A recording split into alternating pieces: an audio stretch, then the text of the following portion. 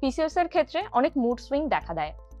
Exercise hard ওয়েতে করলে হয়তো পিসিওএস বেটার হয়ে যাবে, বা যে ওয়েটটা রয়েছে সেই ওয়েটটা স্টাক হয়ে রয়েছে সেই জিনিসটা কমে যাবে। যাদের ওয়েটটা স্টাক হয়ে আছে তারা চিন্তা করবে না, হয়তো তাদের ওয়েটটা স্টাক হয়ে আছে। হ্যালো, আমি ডায়েটিশিয়ান অস্মিতা বিশ্বাস, একজন কনসালট্যান্ট ডায়েটিশিয়ান। তো আমার কাছে প্রতিনিয়ত যে মহিলারা বা মেয়েরা আসেন তাদের একটাই ভয় থাকে যে পিসিওএস হয়েছে, তো সেখানে গিয়ে ফার্টিলিটিতে কোনো প্রবলেম আসবে কিনা বা তারা মা হতে পারবে কিনা, এইটা নিয়ে তাদের প্রচন্ড ভয় থাকে। তো পিসিওএস আর এই ইনফার্টিলিটি বা ফার্টিলিটি কতটা কানেক্টেড সেটা নিয়ে আলোচনা করব, বা এটা থেকে আমরা কিভাবে বেরোতে পারি, বা বেসিক কিছু টিপস যেটা আমাদেরকে বেটার করবে আমাদের ফার্টিলিটিকে বুস্ট করতে। তো প্রথমেই বলি, পিসিওএস আর ইনফার্টিলিটি কিছুটা হলেও কানেক্টেড, কারণ যেটা হচ্ছে যে আমাদের হরমোনাল ইমব্যালেন্স, আমরা পিসিওএস বা পিসিওডি তে যেটা দেখি হরমোনাল ইমব্যালেন্স থাকে, তারই সাথে ইনসুলিন রেজিস্ট্যান্স থাকে। তো সেই জন্য আমাদেরকে মাথায় রাখতে হবে আমরা কিভাবে এই হরমোনাল ইমব্যালেন্সটাকে বেটার করতে পারি, আর ইনসুলিন যাতে আমাদের বডিতে প্রপার ওয়েতে কাজ করতে পারে। তো বেসিক কিছু টিপস দেব।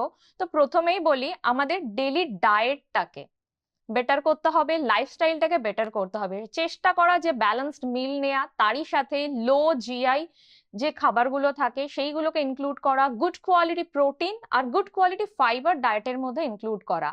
নেক্সট আসি হচ্ছে আমাদের ঘুমটাকে বেটার করতে হবে। অ্যাটলিস্ট আমাদের উচিত 7 থেকে 8 ঘন্টা ঘুমানো, কারণ 6 ঘন্টার কম ঘুম মানে আমাদের বডিতে কর্টিসল লেভেল বেড়ে যাচ্ছে, আমাদের স্ট্রেস লেভেলটা ব্যালেন্স হচ্ছে না, যেটাকে আমরা সবাই ইগনোর করে যাই। যে ঘুমটা দরকার, পর্যাপ্ত ঘুম দরকার, রেস্ট করা দরকার।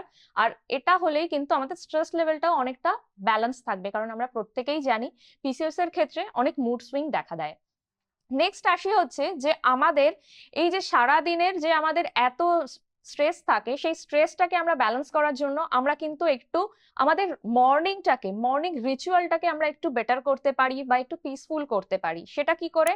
সকাল বেলাতে 6টা থেকে 8টার মধ্যে যে আমাদের সানলাইটটা থাকে, পারলে একটু সেটাকে গায়ে লাগানো, অর্থাৎ ভিটামিন ডি টাকে একটু ক্যাপচার করা। তারই সাথে মানে আনলিমিটেড স্ক্রোলিং না করা, ঘুম থেকে উঠেই ফোনটাকে না দেখা, তার জায়গাতে একটু ব্রিদিং এক্সারসাইজ করা, তার সাথে আমাদের সানলাইটটাকে নেয়া। এই দুটো কিন্তু করতে পারলে আমরা কিন্তু একটা বেটার রেজাল্ট দেখতে পারবো। এরপরেও আমি বলছি যে এই জিনিসগুলো কিন্তু একদিন দুদিন করলে হবে না, ধারাবাহিকভাবে করে যেতে হবে, তাহলে গিয়ে আমরা বেটার রেজাল্ট পাবো। নেক্সট আসি হচ্ছে যে আমাদের বডিতে পুষ্টির ঘাটতি বা কোনো নিউট্রিয়েন্ট, মানে আমাদের মাইক্রোনিউট্রিয়েন্ট, মিনারেলস বা ভিটামিনস এর ঘাটতি হচ্ছে কিনা, যেমন ভিটামিন ডি, ভিটামিন বি12, ইনোসেটল, তারই সাথে ম্যাগনেসিয়াম, জিঙ্ক, এই জিনিসগুলোর ঘাটতি পড়ছে কিনা সেটা আমাদেরকে লক্ষ্য রাখতে হবে। আর যদি ঘাটতি পড়ছে তাহলে কিন্তু আমাদেরকে পর্যাপ্ত পরিমাণে খাবার খেতে হবে, আর খাবারের দ্বারা যদি সেই ঘাটতিগুলো পূরণ না হয়, সেখানে অবশ্যই ডক্টর এবং ডায়েটিশিয়ানের পরামর্শ নিয়ে কিছু সাপ্লিমেন্ট নিতে হবে।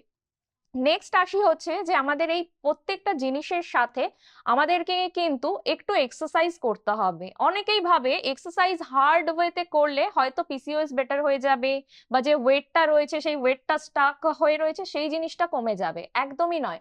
পিসিওএস এর ক্ষেত্রে আমি সাজেস্ট করব নিজেকে হার্ড এক্সারসাইজ করে বা হাই ইন্টেন্সিটি ট্রেনিং করে বা হাই কার্ডিও করে বার্ন আউট না করা, পারলে একটু যোগা করা, একটু মেডিটেশন করা, তারই সাথে একটু ওয়াকিং করা, এইগুলো করলেই এনাফ।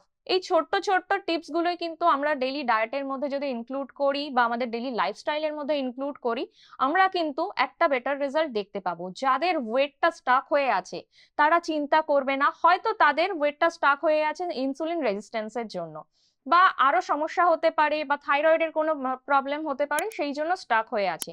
কিন্তু চেষ্টা করা প্রপার গাইডেন্স নিয়ে ডায়েটিশিয়ানের, অ্যাটলিস্ট 5 থেকে 10% ওয়েটটা লস করা।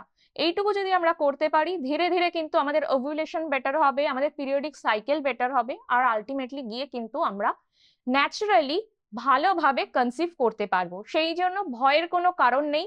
সঠিক ইনফরমেশন গ্যাদার করুন, সঠিক জায়গা থেকে গাইডেন্স নিন, ভালো থাকার জন্য, সুস্থ থাকার জন্য। এরপরেও যদি সমস্যা থাকে বা মনে হচ্ছে যে আপনি জিনিসটা নিজে ম্যানেজ করতে পারছেন না, অবশ্যই একজন এক্সপার্ট ডায়েটিশিয়ান বা ডক্টরের পরামর্শ নিন বেস্ট রেজাল্ট পাওয়ার জন্য।